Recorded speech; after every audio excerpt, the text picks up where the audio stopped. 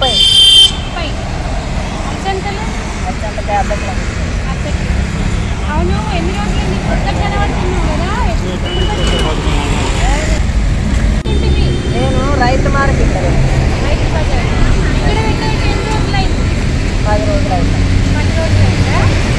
అదే ఈ మధ్య కొత్త కనబడుతున్నా అంటే ఈ వయసులో అమ్ముతున్నట్టు. మీ వయసు ఎంత ఉంటుంది? నా వయసు 70 ఉంటుంది. 70 ఏళ్ళల్లో అమ్మ ఆత్మాభిమానంగా తనకి తాను తన కాళ్ళ మీద తను బ్రతకాలి అని కూరగాయలు అమ్ముతున్నాం. ఎక్కడి నుండి తెచ్చుకుంటావు కూరగాయలు? మార్కెట్లో నుంచి నువ్వే పోయి తెచ్చుకుంటావా? ఆటోలో తెచ్చుకుంటావా? 5కి పోతా తెచ్చు. 5 పిల్లలు ఎంతమంది? ఒక్క కొడుకు. కొడుకు ఏం చేస్తాడు? కూలి పని. మరి నువ్వు కష్టం అనిపించలేదా?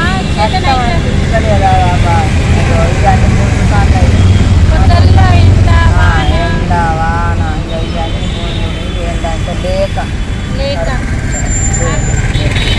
కొడుకు తెస్తే తిని ఉండొచ్చు కదా. మరి ఏముండు అయ్యి వాళ్ళకే సాల్తలేవు. వాళ్ళకే సాల్తలేదా? అందుకని నువ్వు కష్టపడుతున్నావా? చూడండి అమ్మ ఇవాళ రేపు అన్ని కాలు చేతులు మంచిగా ఉన్నోళ్ళే నెట్టుకొస్తున్నారు. ఎట్లనో తిరిగే లైఫ్ ఉల్లదీస్తారు. కానీ అమ్మ తన కొడుకు మీద ఆధారపడకుండా తన కాళ్ళ మీద నిలబడాలి. సొంతంగా రోజుకి ఎంత సంపాదిస్తావు అమ్మ? పోతే 200 ఉంటాయి. పొద్దుల్లో కష్టపడితే 200 ఉంటాయి. అంతే. మొత్తం పోతాయి. మొత్తం పోతాయా? పోవు నాన్న, ఓనాడు పోతాయి. సో ఇక్కడ మరి ఇక్కడ ఎంత రోజుకి ఎన్ని వందలు అమ్మాలి? ఎన్ని వందలు అమ్మితే ఎన్ని మిగులుతాయి? నేను 3000 అమ్మితే నాకు 200. రోజు పొద్దున్న 5 గంటలకు పోయి ఎన్ని వేలు తెస్తావు? ఈ ధరల్లో మాత్రం 4000 మాలు. 4000 మాలా? ఓకే. సో ఈ 4000 అమ్మితే నీకు రోజుకి ఎంత మిగులుతాయి? రోజుకు 4000 రోజుకో 200 మిగులుతాయా? ఇవన్నీ పోతే మిగులుతాయి. సో ఇది ఈ అమ్మ చిన్న కూరగాయల దుకాణం జస్ట్ 10 days అయితే పెట్టుకొని. ఇది ఎక్కడ ఉంది అంటే location Aditya Luxettipet road Aditya enclave colony ముందు అమ్మ జస్ట్ 10 days అవుతుంది. మ్యాక్స్ షోరూమ్ దగ్గర 70 ఏళ్ల వయసులో తన కొడుకు మీద కూడా ఆధారపడకుండా తనకి తాను కష్టపడి సంపాదించుకుంటుంది.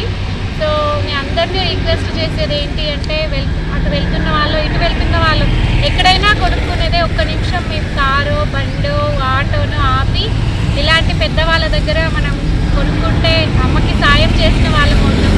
ఎలా అయినా కొనుక్కోవాల్సిందే కదా. సో అమ్మ నాకైతే 1 కిలో కాకరకాయలు, అరకిలో కాకరకాయ, అరకిలో అల్చింతకాయ. సో ఈ అమ్మ దగ్గరనే కాదు ఎవరైనా పెద్ద వయసు వాళ్ళు ఇలా తమ సొంతంగా కష్టపడుతున్న వాళ్ళకి మనము చేయూత ఇవ్వాలి అన్న ఒక చిన్న ఆలోచనతో చేస్తున్న ప్రయత్నం అండి ఇది. మీరు ఎట్లా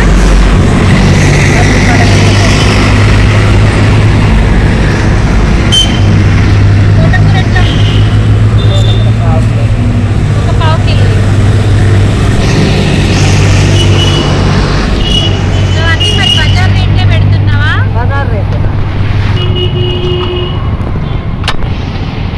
కూరగాయలు కూడా ఫ్రెష్ ఉన్నాయండి, చాలా బాగున్నాయి. పాప పొద్దుల్లా కూర్చుంటే ఒక 200 రూపాయలు అమ్మ కష్టపడేది. కాబట్టి మనలాంటి వాళ్ళం అందరం అమ్మకి సాయం చేద్దాం.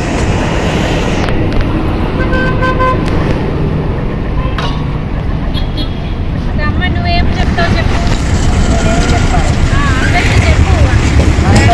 అందరికి దండం పెట్టి చెప్పాలి.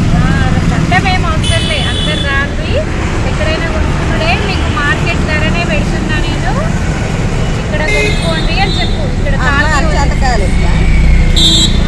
కాలనీ వాళ్ళకి చెప్పు ఒక మాట.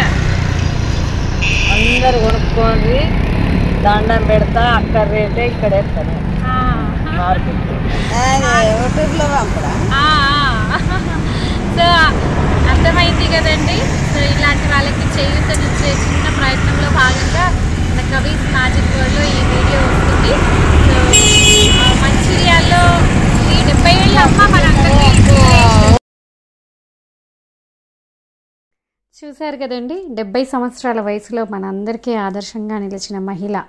సో కొడుకు ఉన్నా కూడా తన సంపాదన తనకే సరిపోదు కదమ్మా, నాకు చేతనైనంత నేను ఏదైనా చేస్తాను అన్న దృఢ సంకల్పంతో ఆవిడ కూరగాయలు అమ్ముతుంది.